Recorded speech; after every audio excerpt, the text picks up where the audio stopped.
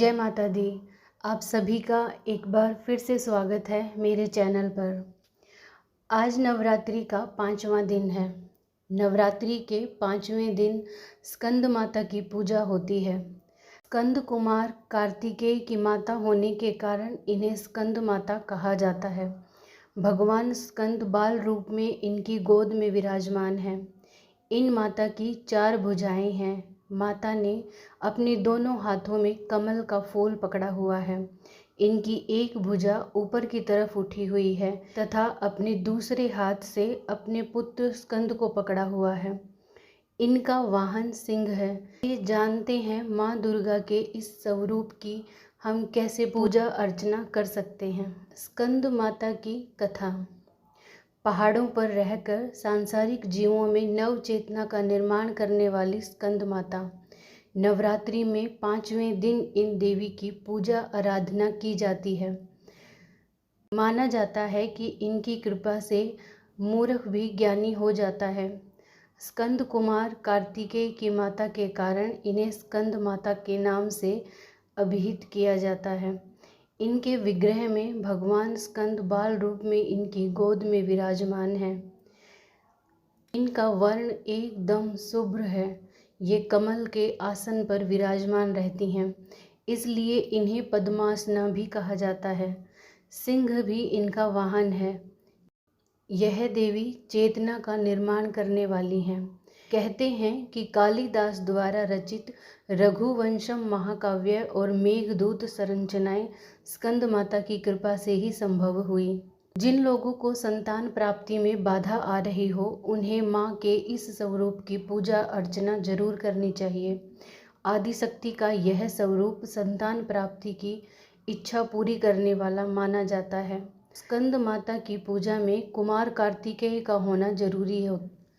स्कंद माता को भोग के रूप में केले अर्पित किए जाते हैं। माँ को पीली वस्तुएं अधिक प्रिय होती हैं, इसलिए केसर डालकर खीर भी बनाई जाती है और उसका भोग माता को लगाया जाता है।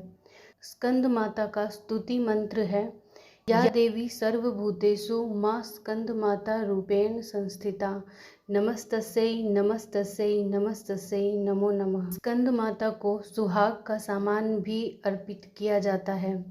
नवरात्र के 5वें दिन लाल वस्त्र में सुहाग की सभी सामग्री लाल फूल और अक्षत के समेत माँ को अर्पित करने से महिलाओं को सौभाग्य और संतान की प्राप्ति होती है। आइए जानें कि कैसे करें स्कंद माता की पूजा।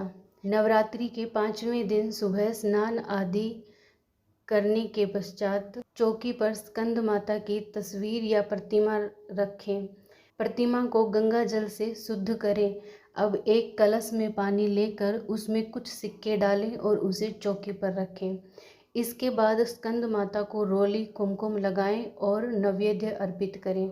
आरती के बाद घर के सभी सदस्यों के साथ प्रसाद को पाएं। स्कंद माता की पूजा का श्रेष्ठ समय दिन का दूसरा पहर माना जाता है। इनकी पूजा में चंपा के फूलों का इस्तेमाल किया जाता है और माता को हरे रंग की चूड़ियाँ चढ़ाई जाती हैं। आइए जानते हैं माँ दुर्गा ने स्कंद माता का रूप क्यों लिया था। एक तारकासुर नाम का राक्षस था, जिसका अंत केवल शिवपुत्र के हाथों से ही होना संभव था। तब माता पार्वती ने अपने पुत्र स्कंद अथवा कार्तिकेय को युद्ध के लिए प्रशिक्षित करने के लिए स्कंद माता का रूप लिया था। स्कंद माता से युद्ध परीक्षण लेने के बाद भगवान कार्तिकेय ने तारकासुर का अंत किया।